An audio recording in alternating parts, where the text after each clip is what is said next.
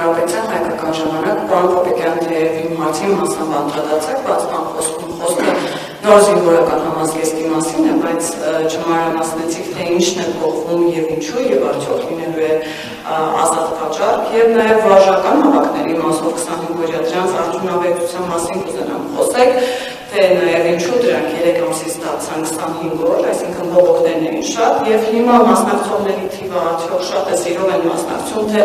հակառակը խուսափողների թիվն է շատ, այդ մասով ինչ տվյալներ կան վարորդների նկատի ունեմ եւ նաեւ ինչ պատիժ է նախատեսվում եւ արդյոք 25 օրվա ընթացքում հնարավոր է անցածը վերհիշել եւ նոր հմտություններ նաեւ ձեռքբերել։ Ուրեմն 25-օրյա հավաքների մասին։ Նախ սա ես համարում եմ կարևոր ինստիտուտ, բայց սա նաև ես պիտի կապեմ տարածքային պաշտպանության զորքերի ձևավորման հետ։ Հիմա մենք ունենք տարածքային պաշտպանության եւ տեղական ինքնապաշտպանության համակարգ, տեղական պաշտպանության ներողություն համակարգ, որը ենթադրում է նախկին այսպես կոչված աշխարհազորի փոփոխված տարբերակներ, տեղական պաշտպանության համակարգը, սրանք դարձել են մի կուր համակարգ, որը ենթադրում է, որ մենք խաղաղ ժամանակաշրջանում ունենք ձևավորված բրիգադային օղակներ, որտեղ կա կայուն սպայական կազմ, մինչև վաշտ օղակ։ Եվ երբ 25-օրյա հավաքի մասնակիցը գալիս է վարժական հավաքի, ինքը արդեն իսկ ունի կայուն գումարտակ եւ կայուն բրիգադ, որի խնդրի շրջանակներում նա նախ սկզբնական շրջանում վերհիշում է կարճ ժամկետում, 10-օրյա ժամկետում վերհիշում է իր նախկինում ունեցած հմտությունները, այնուհետև անցնում է հիմնականում 14-օրյա սահմանային ծառայություն եւ որով նաեւ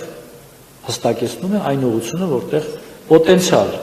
երկրի առաջ ծառացած մարտահրավերների ժամանակ կարող է ինքը համալրել որպես պայստազորային։ Սա կարևոր է այն համատեքստում, որ մենք ունեցել ենք խնդիրներ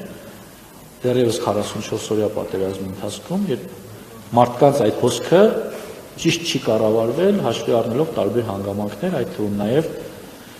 քանի որ սպայակազմը նույնպես համալրվել է պահեստազորից։ Մենք հիմա ունենք կայուն համակարգ, որտեղ բերում ներդնում ենք